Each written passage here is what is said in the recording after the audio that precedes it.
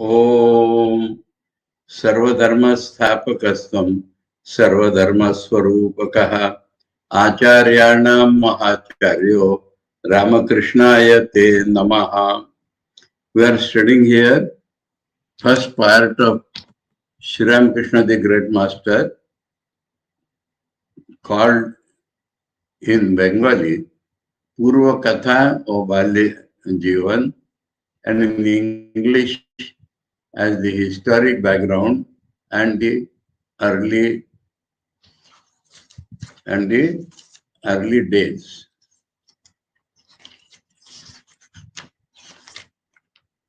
The early life, historic background and early life. Now, we have seen that historic background is from two sides: the need of the age, why he was born, and family history.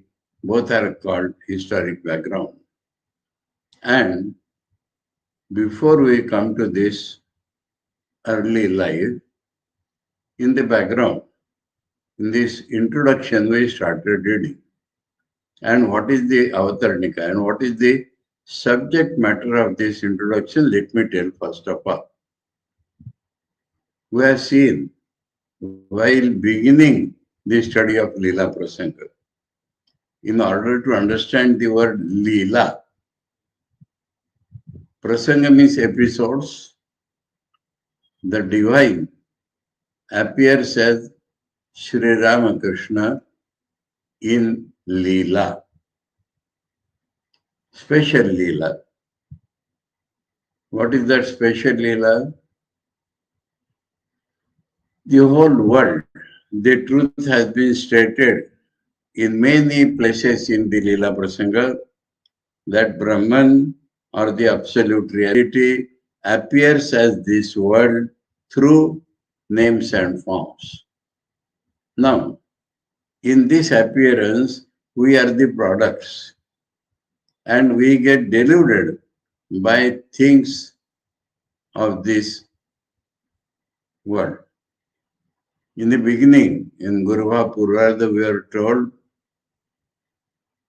Trivir Gunamayir Bhavayir Evir Sarvamidam Jagat Mohitam Nabhijanati Mam Ebhya Paramavayam. So this Maya is Trigunatmak, and through this Trigunatmak play or play through names and forms, the world is made and we are parts of this world and we are deluded by these three gunas. Now, God is the creator, preserver and destroyer of this world. So, he has to preserve this world. If we are all deluded, the world will go to destruction. But if we are brought back to our senses, then the world will go on for some time. So that is the sthiti. Now for that purpose, we should be able to go back. We should be able to be free from this delusion. And so God plays a special Leela. That means without any lessening of the divine consciousness and powers also, he appears to take human-like body and to do good to the world. He appears to do like that. That is called the special Leela. And this helps man to cross over this delusion of the Leela.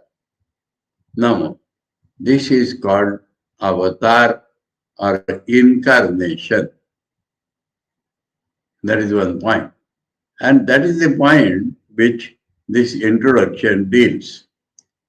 But that means incarnation is a truth of spiritual life. But we did not understand it during the Vedic or Upanishadic period. This understanding of the truth of incarnation is a gradual evolution of the human understanding. And that gradual evolution of the human understanding is described beautifully. Nowhere in the world we have seen this in this Avataranika or introduction. The occasion arises because we Indians believe, and the whole world has to believe, that the ancient, oldest books are the Vedas. And Vedas are the highest authority of religion. And it does not mention incarnation. So incarnation is a spiritual truth. But this is not described in the Vedas or Vedanta. Second point, that all the other scriptures are dependent on the Vedas. That meaning one has to understand that they are true so long as they do not contradict the Vedas. Not that they will not give anything new which is not in the Vedas. That one should understand. Now, this, they can tell us something which is not told in the Vedas directly, though these seeds may be there. So this, from the seeds in the Vedanta to the, we are calling it idea, notion, actually understanding of the truth of incarnation. How it evolved, how it does not contradict the Vedanta at all, how it is a natural evolution of the Vedantic ideas that is marvelously, without any parallel, I would say, described in this Avataranika. So, to intellectually understand, feel this incarnation is very, very important in our life. And that is why, because the incarnation is Brahman itself, but available to man. Incarnation is something which is available to man, and yet it is God Himself. So, there is a formula that when we worship a Shaligram Shila as Vishnu, then it is called as Abrahmani Brahmadrishtya Anusandhanam. Shaligram Shila is not Brahman, but we have a drishti. We think or feel that this Shaligram is Vishnu, and we worship it. That is not same as incarnation. About incarnation, we have to say Brahmani Brahmadrishtya Anusandhanam. Incarnation is Brahman, but we should not have human conception about him. We should not even have a, a, a God or the Deva Devatas conception about him. We should have the understanding, the notion, the concept, the realization that it is Brahman itself. And with that viewpoint, with that vision, we should worship it, worship him, follow him. So, this is the incarnation. Now, how it developed historically, the understanding that is being described by Saradananda Swamiji. And it starts from India as different from all other countries of the world. And we saw spirituality is the pivot of life in India. Now he is tracing incarnation of mind. And the first point he says, let us study India.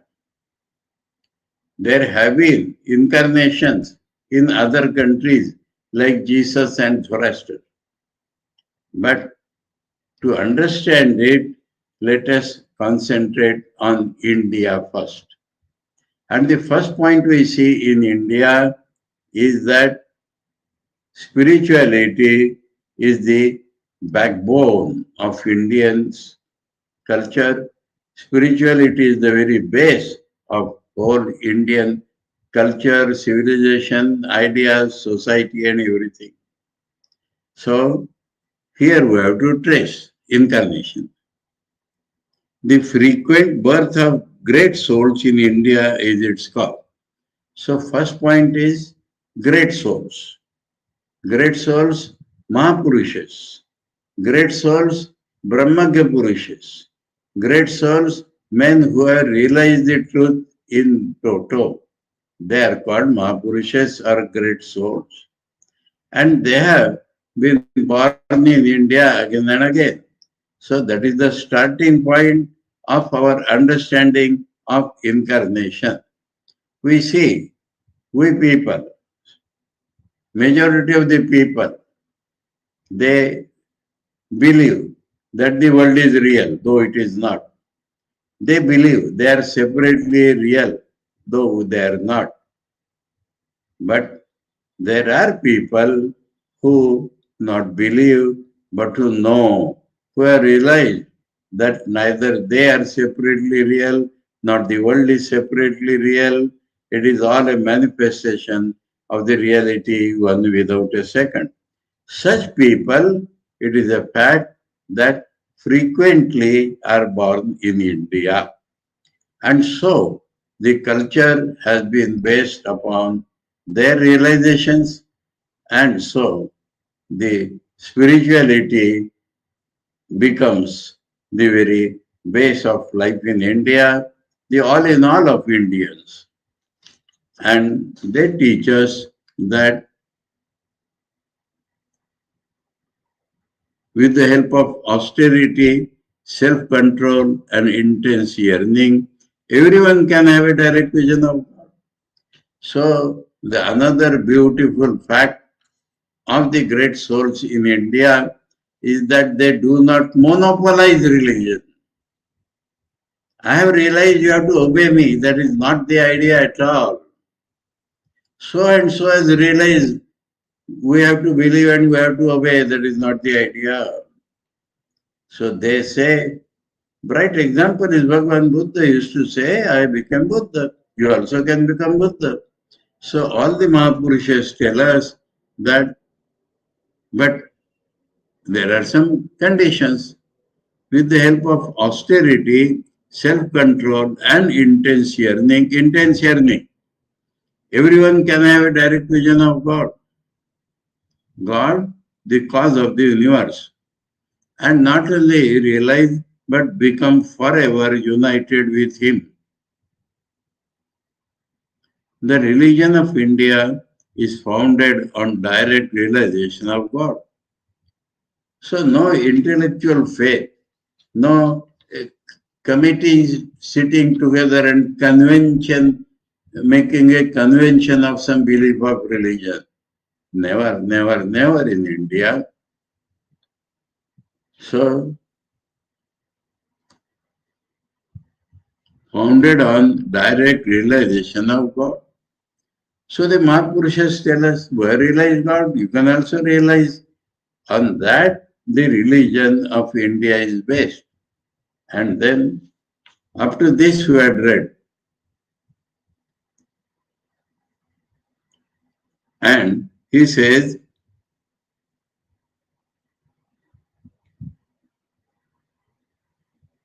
becomes clear when we reflect upon the significance of words and expressions used for the man of realization.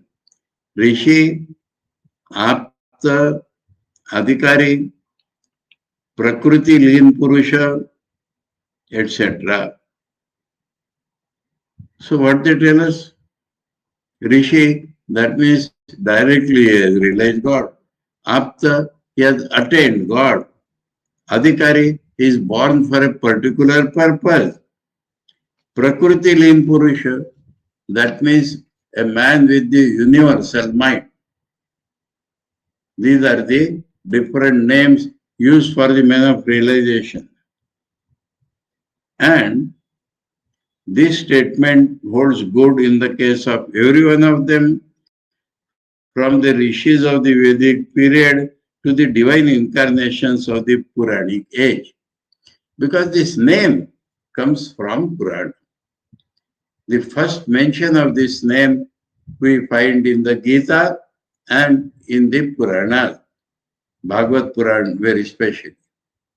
So, from the rishis up to all these names, up to Avatar in the Puranic age, about them, one thing is common, that they have all realized their real nature, they have realized the real nature of the world, they have realized God, they have become one with God. That is the common feature. Now, analyze.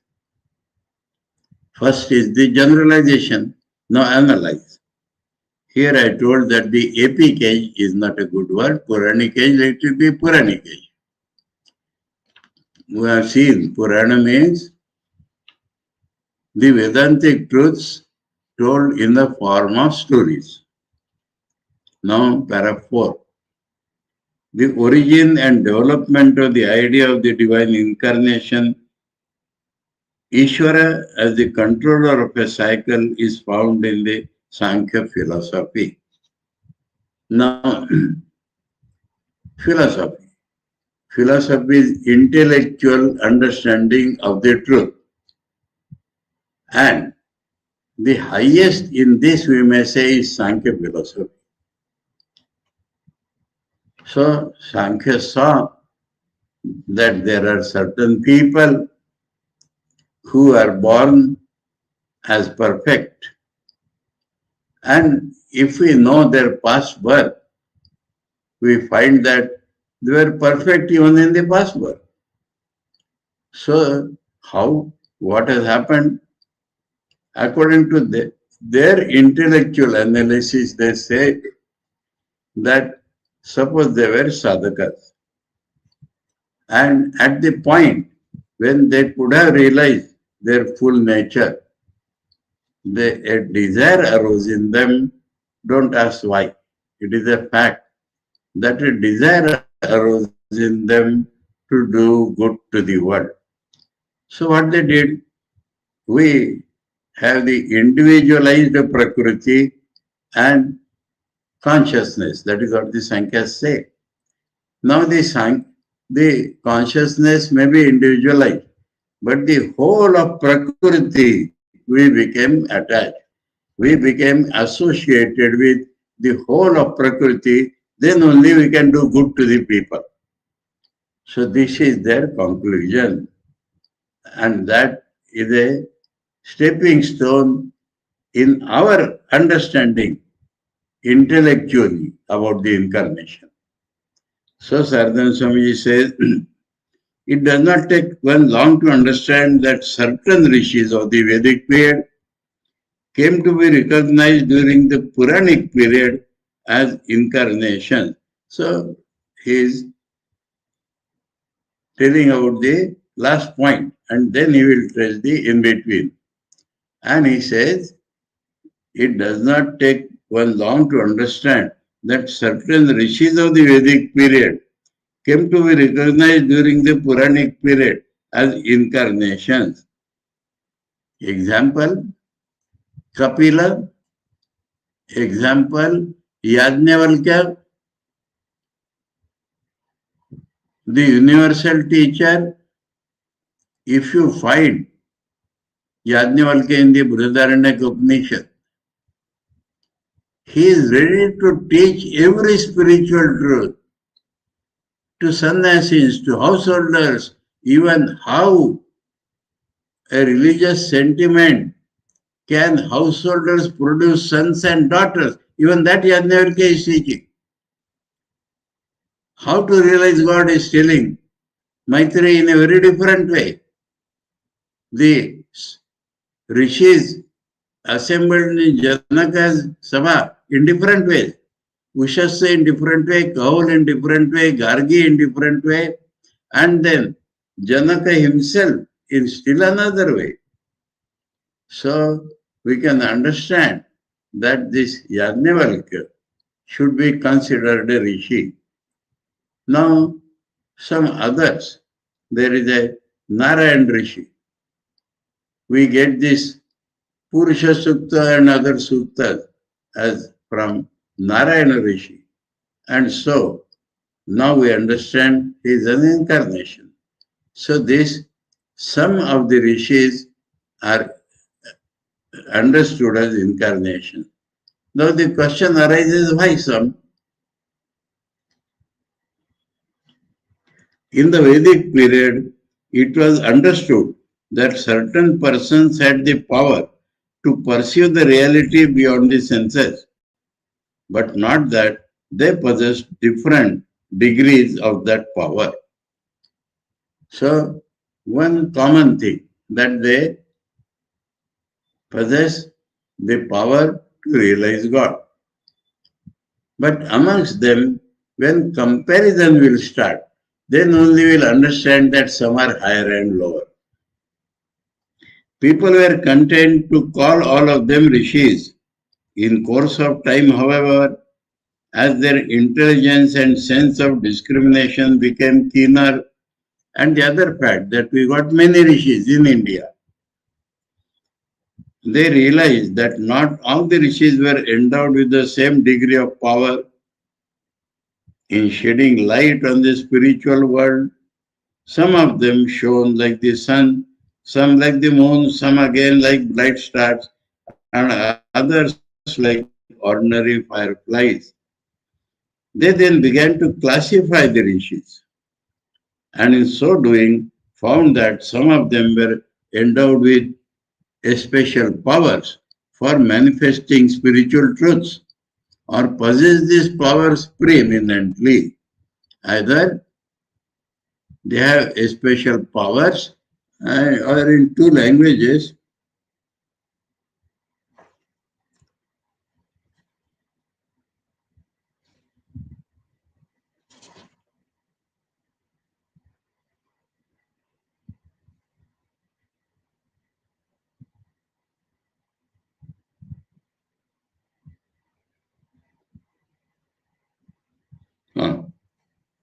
आध्यात्मिक शक्ति प्रकाशे विशेष समर्थवान, okay, to express spiritual power, or that the special authority on that power. Either they possess more power to manifest spirituality, or we may say that they have got the authority to manifest that power. So let us change the translation as a little, or possess these powers preeminently. That does not give the required idea. Special powers for ministering spiritual truths or possess special authority to express them, because we have to derive the word adhikari. So, adhikari, authorized persons, are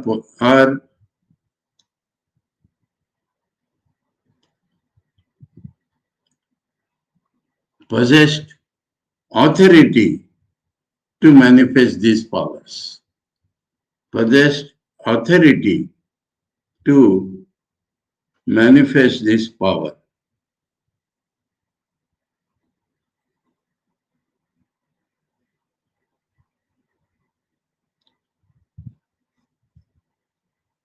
Thus, in the philosophic age, so he is dividing history into some ages, not Treta Yuga and all that. According to the manifestation of truth in the scriptures, that is his base.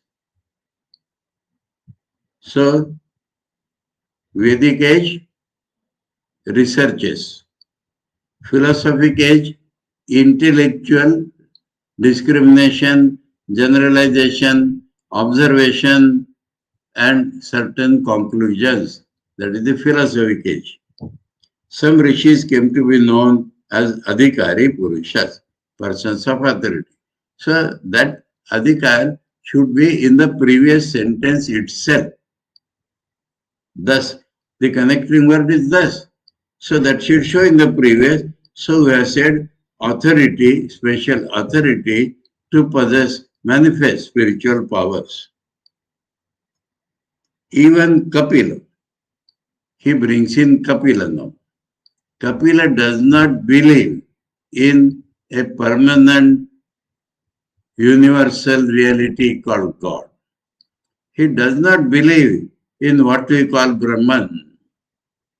He believes in souls, realized, unrealized, some souls special powers, some souls not that power. Now among them, he finds some.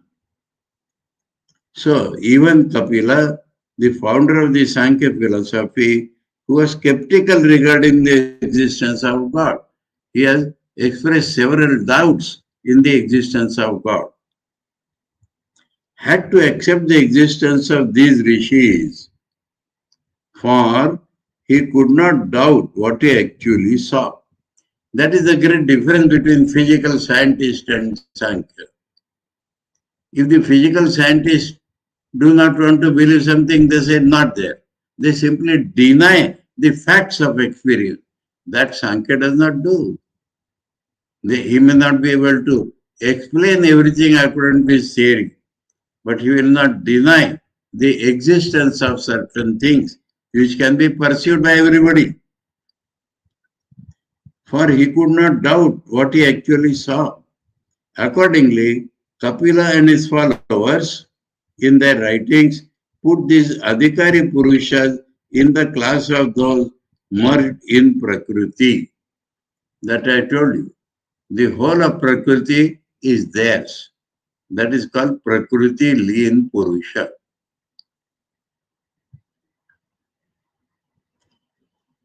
So, next, understanding name. First, understanding name Rishi. Second, understanding name Adhikari, comparatively. Third, understanding name Prakriti Lean.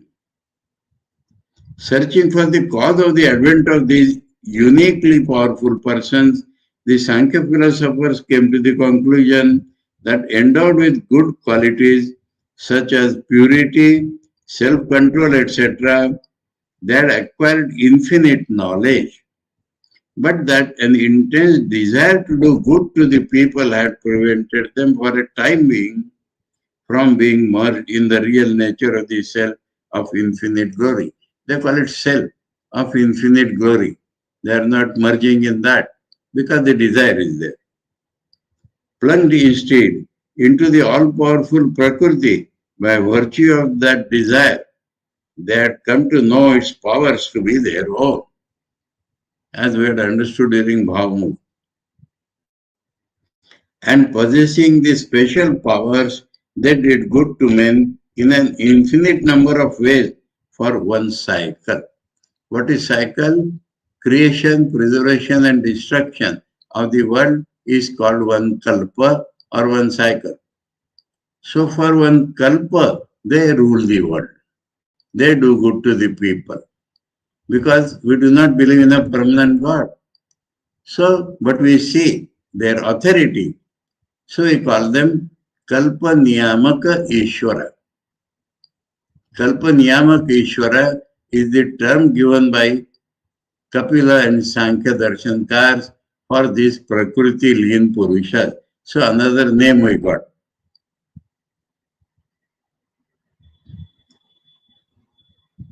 And at last became completely identified with the self. And when that desire was fulfilled, they became identified with the self because they had already qualified themselves to be identified with this self. Here he does not mention Brahman or God, mind you, self, Atman, Purusha, because that is his idea. Purushas are many. Some of them are realized, some of them have authority, some of them have universal authority.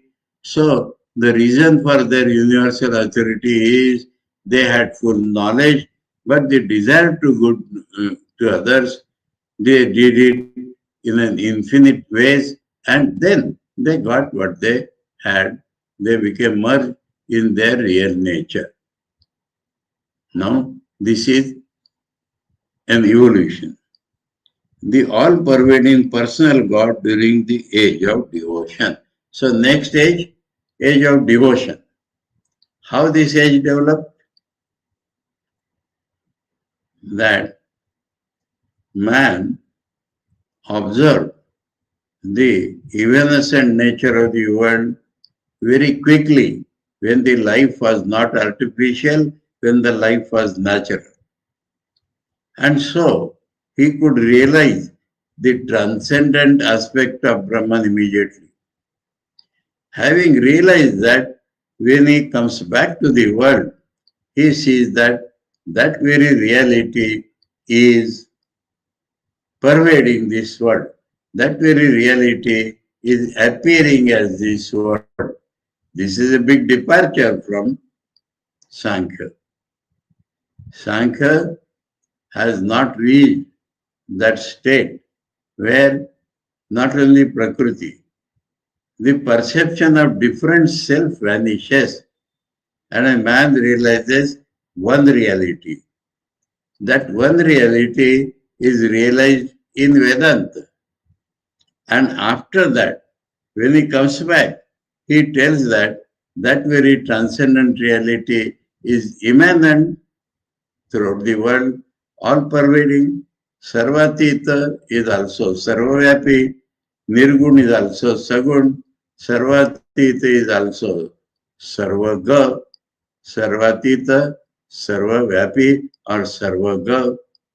So, Sarvagata, that is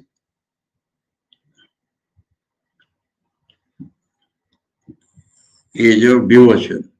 The Sankhya teachers have again divided the persons merged in Prakriti according to the difference in their powers into two classes. Kalpaniyamak Ishvara and Ishwar Kotis. That is also done by the Sankhya. Ruler of the whole world cycle and persons of that type. Universal mind, not so many powers, but universal mind. So that is also Sankhya they have given us. Ishwar Kotis. After the philosophical age came a period when love for the divine was especially developed. So that love factor comes. At that time, through the overwhelming influence of Vedanta.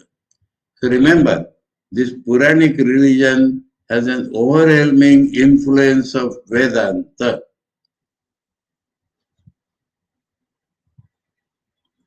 People came to believe in an Ishvara, an all-pervading person, Samashti, the aggregate of all being. Yes, aggregate, Samashti. All-pervading, that is Samashti. They acquired also the strong faith that knowledge and yoga could be had to the fullest degree by meditation on him with single-minded devotion. So we find a glimpse of this in Patanjali Yoga Sutra, though he has not understood God in the universal sense. He defines God as a special guru, and but by meditating on him, we can realize the truth. That much Patanjali also accepts. But the Puranas accept that knowledge and yoga, knowledge and yoga,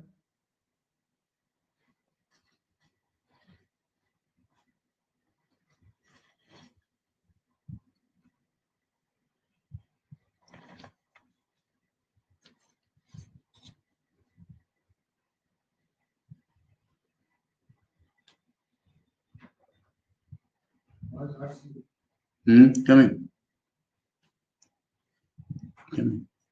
You'll have to sit down, huh? Class is going on. You sit down.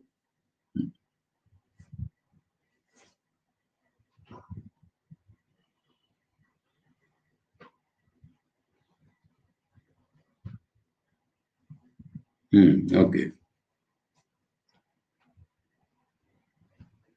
Sit down, sit down. You remove those. Sit down.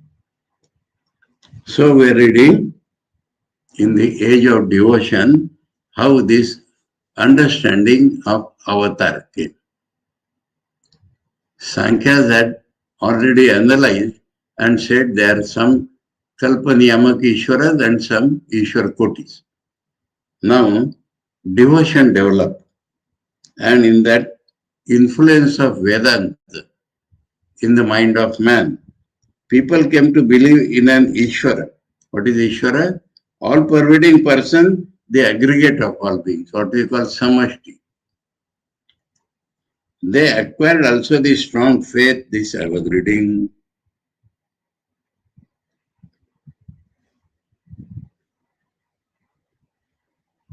ज्ञान एवं योगेर पूर्णता प्राप्ति. So what is yoga? Plus,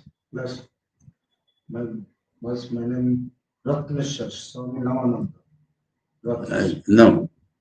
Yoga here means concentration. And ordinary concentration can never become perfect. But if we believe in God, then concentration can become perfect. And knowledge. Our knowledge is wrong knowledge. Now the perfect knowledge will come if we are devoted to God. Beautiful truth, you see, the Vedantis never give value to that love. But in the Bhakti age, we know that love can directly give you knowledge. And love can give you the absolute concentration. If we are devoted to God. And what is God? The Samashti, aggregate. By single-minded devotion. And they soon came to believe that Ishvara, in the capacity as ruler for a cycle, but the Sankhya had said ruler for a cycle. The devotees understood that it is the same eternal Ishvara, who the Sankhya's do not believe. So they say Kalpaniyama. So this bridge came in devotional age. Was either a partial or a full manifestation of the all-pervading partial. That means Amshavatar and all that we say. All-pervading person, Ishvara, who is by nature. Now, what is the definition of Ishvara in Vedanta? In Bhakti, that very thing remains. Eternally pure, eternally awake and eternally free. Nitya Shuddha Buddha Mukta. This is Ishwar. Now, not Prakriti or anything, knowledge. He has become like this. He is like this, Ishwar. Brahman in its Saguna aspect is called Ishwar. And Brahman is beyond everything. And this Ishwara is all-pervading, Samashti and Nitya Shuddha Buddha Mukta. Thus, the belief in the doctrine of God incarnate arose in the Puranic age. So the question is that God incarnation is a truth, fact. But it was not mentioned in the Vedanta. So how to believe in it? So if any scripture contradicts Vedanta, we reject it. But it can give something new, more detail of what the Vedanta is already telling. That is how he has stressed the history. In Vedanta, there are rishis, not compared. But again and again, rishis are born. So we compare that their powers are different. And in this comparison, Kapila says, some are Kalpaniyam Adhikarik Purush, some are Kalpaniyamak Ishwar, some are Ishwar Kotis. In the devotional age, because the devotion to Vedantic Ishwar gives Gyan and Yoga complete. So, that Ishwara is what Sankhya are calling Kalpaniyamak, and that is incarnation. So Saradananda Swami has beautifully brought out how man understood incarnation, starting from the Vedic age. Thus the belief in the doctrine of God incarnate arose in the Puranic age. And those rishis of the Vedic age who possess unique and extraordinary qualities began to be known as incarnations. That Narayan Rishi and all that now are known as incarnations. It was the advent of persons endowed with such qualities that made people gradually, and that is a speciality of India because very frequently these Purushas are born in India. It was the advent of persons endowed with such qualities that made people gradually believe in the existence of incarnations, founded on the supersensuous visions and experiences of these persons. So our religion is like that, purely founded on the supersensuous experience of these people, avatars and rishis. The unshakable edifice of religion gradually rose. Unshakable, because founded on experience, so nobody can contradict that. Like the snow-capped Himalayas, that means very high, but foundation to reach the sky. Because these persons had achieved the highest goal of life, they were called aptas. So different names. That is Vaisheshika philosophy calls them aptas. Aptas means ones who have achieved. And their words expressing the highest knowledge came to be known as the Veda. Counter now. In Hindi, there is one Nishchala Das in the Dadu Sampradaya, and Swamiji has quoted him. जो ब्रह्मविद वही ब्रह्म वाको वाणी वेद संस्कृत और भाषा में करत ब्रह्म को छेद. So whoever has known Brahman is Brahman himself, and what he speaks is the Vedas. So Gospel of Sri Ramakrishna is Vedas. The worship, now this is one line. But there is another line through which this idea of incarnation develops. And that is worship of the Guru. That is something eternal in India. Patanjali also says one must have a Guru. So who is the Guru? God himself is the Guru. That now he tells. The worship of the spiritual teacher is another reason for that belief for incarnation. Another reason for accepting certain rishis as incarnations was the practice of worshipping the spiritual teacher. In India, from the time of the Vedas and the Upanishads, men and women worship the teacher, the giver of spiritual knowledge, with great reverence. How much reverence? This worship, combined with meditation, convinced them in course of time that no man could occupy the position of a spiritual teacher till the divine, superconscious power manifested itself in him. God's power manifested in him. Then only he can become a guru. Here, one word we have to check in the Bengali.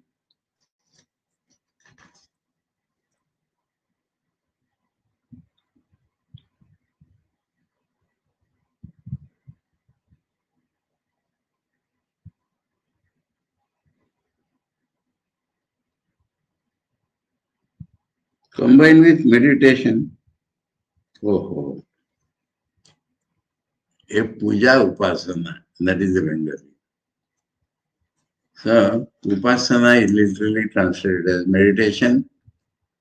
So, we are not only worshipping, simultaneously we are meditating. That has given the full knowledge.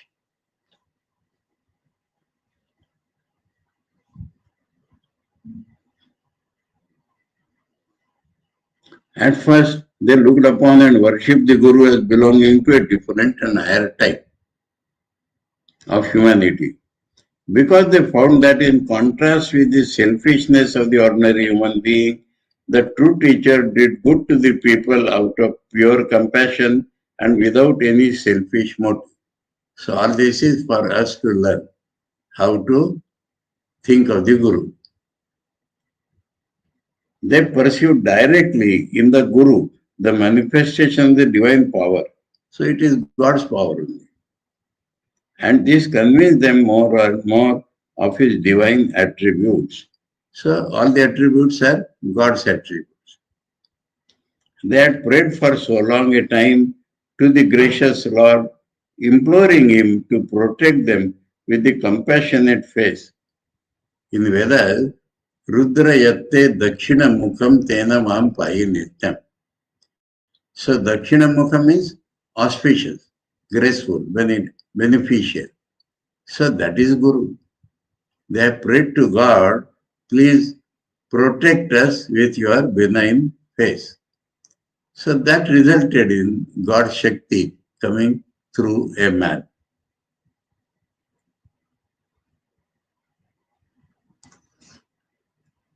That their prayer was granted at last, and the compassion of the Lord stood revealed before them in the person of the Guru. So that is the another connection. The doctrine of God incarnate is founded on the knowledge gained from the Vedas and through Samadhi. So, final answer to all this. When men had proceeded thus far in the worship of the Guru, it did not take them long to identify him through whom the special Leela of the divine power was being manifested. We have described this special Leela. That means the whole world is God's Leela. Through names and forms, he appears as this world. And in this world, we are the products and we get delivered. So God has to perform a special Leela. Without hiding his knowledge, he has to assume a human-like body. That is called special Leela. That is the Guru. It did not take them long to identify him, through whom the special Leela of the divine power has been manifested, with the knowledge-giving benign form of the divine. That is that beneficial form, knowledge-giving form, Dakshina Mukham. Thus it seems that the continued worship of the Guru, that is continuing from Vedic times up till now, strengthen the idea of God incarnate. So God incarnate one side and Guru idea strengthened it. As already mentioned, the doctrine of incarnation actually dates from the Puranic age. But the idea itself originated in the Vedic age. So From their seed is there, that has developed this. The experience of the attributes, actions, and nature of Ishvara during the ages of Vedas, Upanishads, and Darshana, philosophical, appears to have gradually assumed a more definite shape and then given rise to the belief in the doctrine of God incarnate. So about that man of realization, this has come. It may also be that in the age of the Upanishads, rishis coming down by the reverse process. This is very important. Saradananda Swami has shown that they reach Neti Neti Nirgum Brahma because the world is evanescent. And when they came back, they saw him as the Sagun Brahma. And when Sagun Brahma is there, then Srishti Sri Pralaya comes. Sthiti comes. And for the sake of Sthiti, he has to incarnate. That is the connection.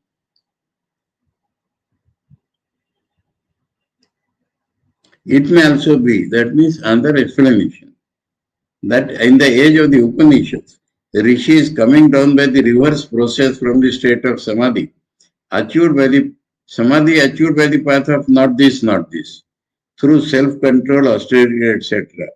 Realize that the whole universe was actually the manifestation of the unqualified Nirguna Brahman. It was only then perhaps that they acquired devotion, so that devotion came here. Immanent God, devotion. Gita chapter 7 to 12. God is in this, God is in that, that is devotion. If God is beyond, then knowledge.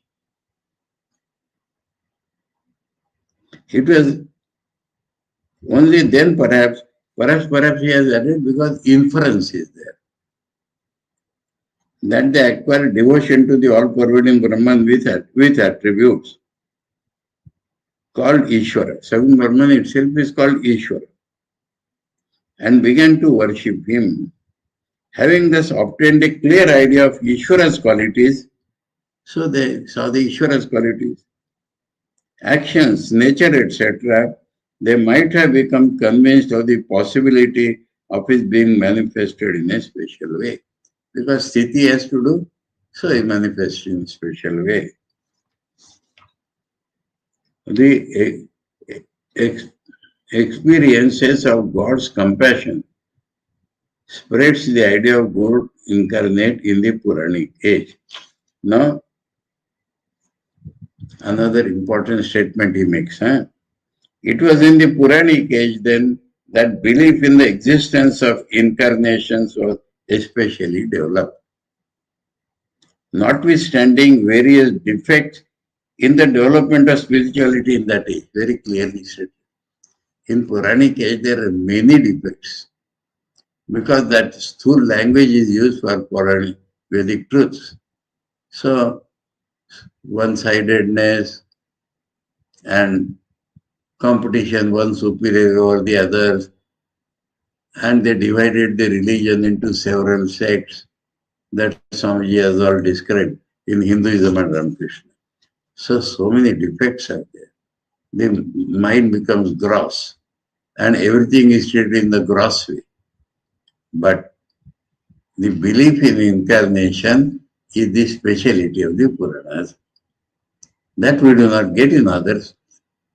That is the Saradananda Swamiji's, everything is balanced. Not that something is all good. The defects are there. But this is the special quality. Notwithstanding various defects in the development of spirituality in that age, it is important to understand. Because Puranic age has given incarnation, so let us follow Purana. No, that is not what he said. It was faith in the glory of God incarnate that made it really great, Puranic age. This belief in the existence of the incarnations also enabled men to comprehend the eternal play of the Saguna Brahma. So, Nitya Leela, the devotees say, eternal play of the Sagun Brahma. Sagun Brahma not only creates thee, but is incarnate and always is having that play. As a consequence, they realized that God, the cause of the universe, was their only guide in the spiritual world. So he is the only Guru.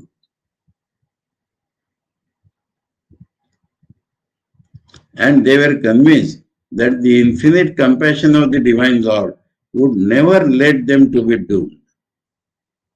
However reprobate they might be.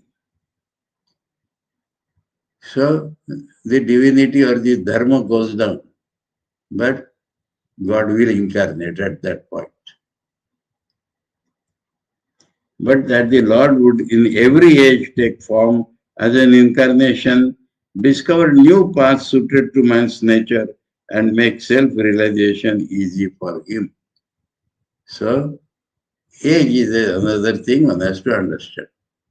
Because it is very gross idea that we have 4 ages. Treta Yuga, Satya Yuga, very gross idea. What is an age? Saradananda Swami will devote one chapter for that. It is age of science, age of demonstration, age when the world has physically come very close to each other. So man will either quarrel or love. So the harmony of religions is necessary to be preached. This is the age of equality and brotherhood, freedom, equality and brotherhood in the French Revolution. So women want equality. The common man wants equality. So somebody has to. This is the mind of man. And so an incarnation is required to satisfy these demands of the man. That is Yuga Yuga. And according to that, he gives religion, same religion, he discovers new paths suitable to man and gives to him. And so religion becomes easy. The essence of what the Shastras say about the divine nature of the incarnation.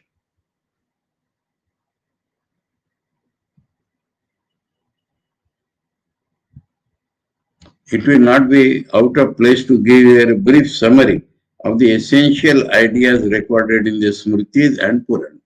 The Gita is the Smriti here mentioned. Because we get first idea of incarnation in the Gita. Yada yada idharmasya.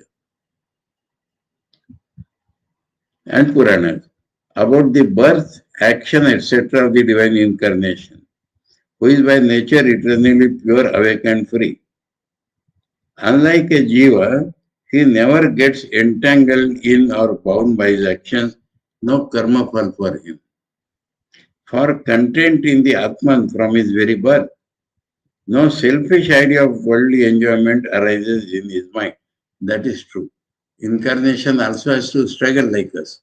But the great quality has absolutely no selfishness, as it does in the case of a jiva. His whole life is dedicated to the good of others. Being always free from the meshes of Maya, he retains the memory of his previous life, Jati Smarat. So these are certain qualities. We'll continue that. Announcement is there. Tomorrow is Wednesday. I do not have this class. And day after is Janmashtami. So now Great Master class will resume on Friday, on Thursday. No, Thursday Janmashtami. So on Friday, 19th, we shall resume this and complete this chapter. Om Sarvadharma Sthapakastam Sarvadharma Swarupakaha Acharyanam Mahacharyo Ramakrishnaya Te Namaha. Om Shanti Shanti Shanti. Hari Om Tat Sat. Sri Ramakrishna Arpanamastu.